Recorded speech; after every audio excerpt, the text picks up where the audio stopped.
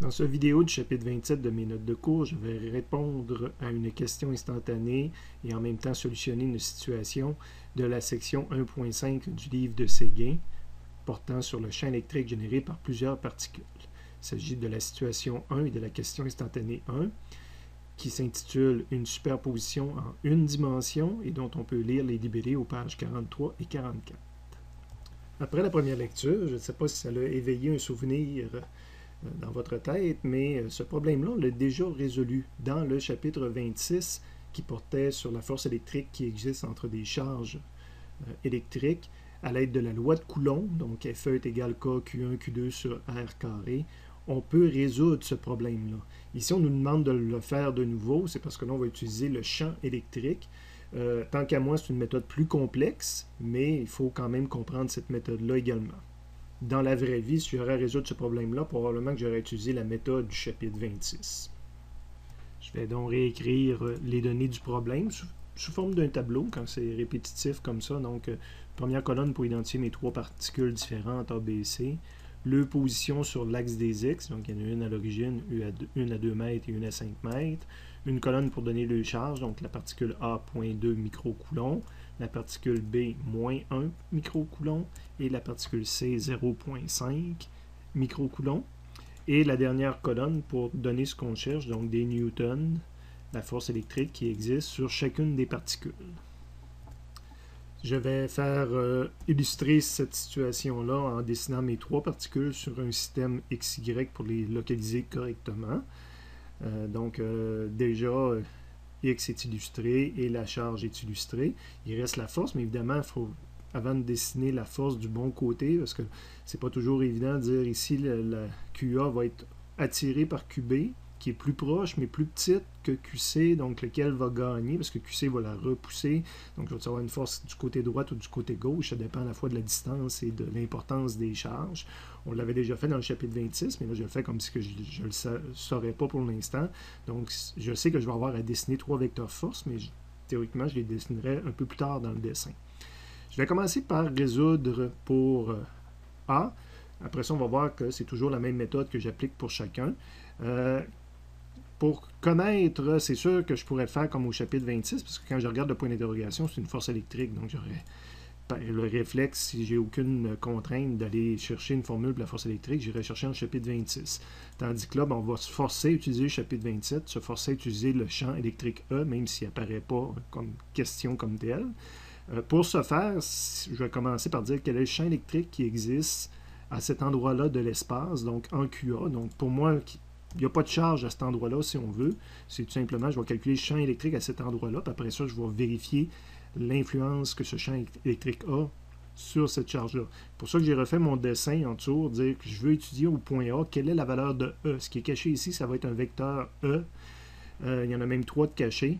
Le vecteur E créé par QB, le vecteur E créé par QC, puis après ça, la résultante, la somme de ces deux vecteurs-là, qu'est-ce que ça donne?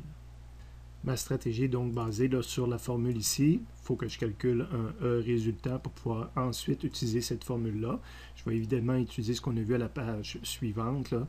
Dire, je vais calculer différents champs électriques, puis après ça, je vais les sommer. Donc, je vais être en une dimension. Je vais probablement utiliser juste la première version ici. La première chose que j'ai mis dans ma solution, c'est donc la formule qui fait apparaître le point d'interrogation que j'ai. Je vais l'appliquer à mon problème. Donc, le FE pour la particule A, FEA, va être égal à QA qui est connu, multiplié par le champ résultant en A. Donc, j'ai écrit une équation et j'ai deux inconnus. Ce qui me manque pour pouvoir résoudre, c'est le champ électrique. Donc, je vais maintenant faire un calcul pour le champ électrique. Dans un premier temps, j'ai probablement eu le réflexe, parce que c'est sûr que le champ résultant, c'est le champ créé par deux objets. Donc, de faire une superposition en une dimension. J'ai recopié la formule de superposition en une dimension pour le champ électrique. Elle est peut-être différente de la formule que vous avez sur votre résumé à vous, parce que j'ai travaillé dernièrement avec des étudiants, puis on s'est aperçu là, que la modifiant légèrement, elle était plus facile à utiliser dans la plupart des problèmes. Mais on peut prendre la version précédente, ça ne change rien. Je l'applique à ma situation, donc le champ résultant A. Évidemment, là, j'ai le principe de superposition tient compte des signes, fait que je dois garder le selon X.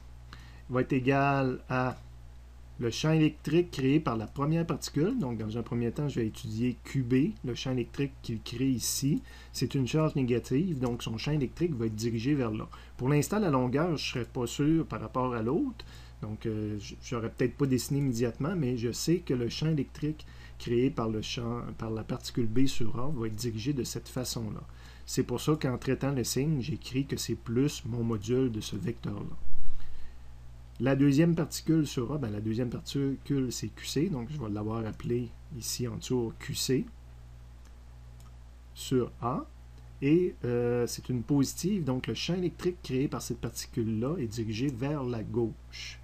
Pour l'instant, je n'aurais pas dessiné la longueur du vecteur, mais je sais qu'il est dirigé vers la gauche. Ce qui est important pour moi, c'est que je sais que si je tiens compte juste du module, c'est un signe moins. Donc, quand on écrit selon X, c'est de traiter nos signes, c'est moins ce vecteur-là. Et évidemment, ici, j'ai fait le principe de superposition selon X, je tiens compte des signes, mais dans les faits, quand je vais en avoir besoin tout à l'heure, c'est le module que j'ai besoin. Et le module d'un vecteur, habituellement, on calcule en faisant la composante selon X au carré, plus la composante selon Y au carré, et même si c'est en 3 dimensions, plus la composante selon Z au carré, puis on prend la racine de ça. Sauf que quand je suis en une dimension, comme on a ici, ça revient tout simplement à dire, je vais faire la somme de ces deux vecteurs-là, ce qui est fait ici, et que la somme, que la réponse me donne un vecteur vers la droite ou vers la gauche, tout ce que j'ai besoin, c'est la longueur. C'est pour ça que je vais dire que le module d'un vecteur a une dimension. Le E résultant que j'ai besoin ici, c'est juste de prendre la valeur absolue de ma somme, tout simplement. Okay? Donc, j'ai rajouté ça par après là, en travaillant avec certains étudiants. Donc, j'avais une première équation, deux inconnus. J'écrivais que mon module que j'ai besoin, c'est la valeur absolue de ma sommation selon X. Donc, c'est une deuxième équation, puis ça rajoute la troisième inconnue. Et là, je fais ma sommation selon X en traitant les signes. C'est ma troisième équation, mais là, ça rajoute deux inconnus, deux champs électriques à calculer. Et là, c'est le temps de prendre la matière qu'on vient de voir, dire je vais calculer le champ électrique créé par la particule B, créé par la particule C. Donc, j'applique cette formule-là dans un premier temps pour la particule B. Donc, le E créé par B sur A va être égal à K, qui est une constante. C'est la QB qui crée ce chose-là, fait que ce champ-là. Donc, la charge que j'utilise ici, c'est QB, divisé par la distance avec le point où ce que je veux connaître le champ électrique. Donc, XB moins XA, c'est 2 moins 0. Donc, c'est ma quatrième équation et je n'ai pas augmenté mon nombre d'inconnus, tout est connu. J'applique la même formule cette fois-ci pour la particule C. Donc, quel est le champ électrique créé par la particule C au point A de l'espace. La constante K est connue. Le Q que je vais utiliser maintenant, c'est créé par C, donc c'est la charge électrique de C. Et la distance, c'est la distance entre ici et là, c'est XC moins XA, c'est 5 moins 0. Cinquième équation à 5 inconnus, le problème est complété d'un point de vue physique. Je pourrais m'arrêter là.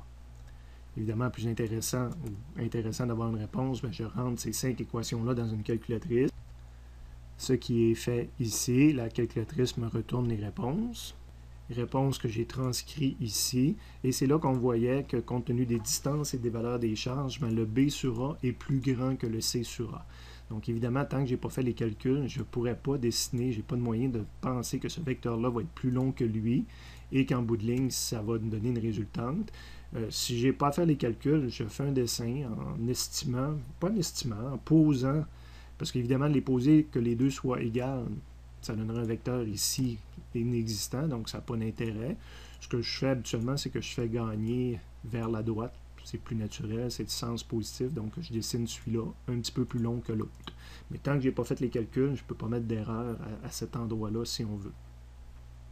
Évidemment, les calculs me donnaient le chiffre que je cherchais, la force électrique, et là, je devrais également la dessiner sur mon dessin. Je devrais être conforme avec l'estimé que j'ai fait ici, donc j'ai dessiné un champ résultant vers la droite, et que ce champ résultant-là vient interagir avec la charge qui est ici, la QA. Il y a cette formule-là, mais en forme vectorielle, nous dit que les deux vecteurs vont être dans la même direction, parce que je rajoute un vecteur sur le dessus ici, je rajoute un vecteur sur le dessus ici, puis j'enlève la valeur absolue. Mais là, j'ai une charge positive, donc les deux vecteurs sont dans le même sens. Donc, le premier vecteur que j'ai dessiné, c'est FEA ici, et sa longueur n'a aucun lien avec les E, c'est deux grandeurs physiques différentes. Ce que je viens de vous dire, on l'avait dans le bas de la page, je veux dire, il faut réaliser que la superposition, c'est une superposition vectorielle, on le fait correctement, et ça, c'est l'analyse vectorielle qu'il faut faire entre FE et E. Donc, étant donné que j'ai une charge qui est positive, ces deux vecteurs-là sont dans le même sens.